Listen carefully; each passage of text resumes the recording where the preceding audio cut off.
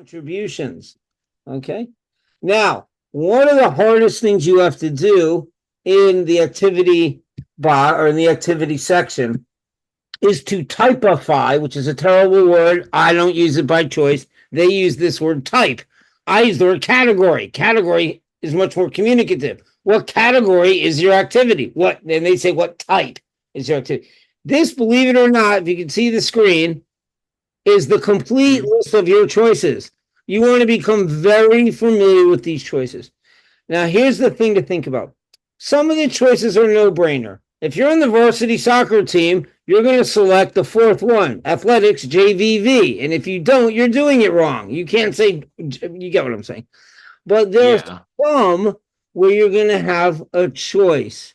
And what I do in boot camp is I tell students when you go through, I would build your list on a Google Doc, the whole thing, soup to nuts, and then copy paste when I'm done onto the CommonApp. Because the CommonApp stinks as a web design.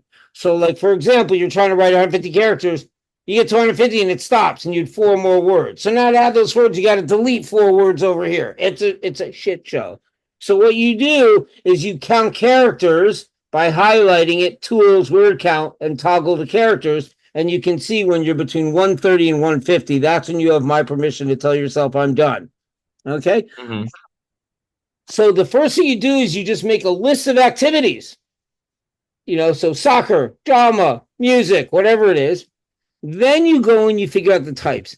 Some of them will be self-assigned, like sports, or like if you're in the LGBT club, there's only one choice for that. But let's say you did a summer thing where you're an internship working in a hospital and they paid you. That could be paid work. That could be career-oriented if you want to be a healthcare professional. It could be an internship. Which one do you choose? And this is where it gets fun and interesting and can separate the boys from the men and the scholars from the aspiring scholars. You choose the one that's best for you in the context of all your activities overall.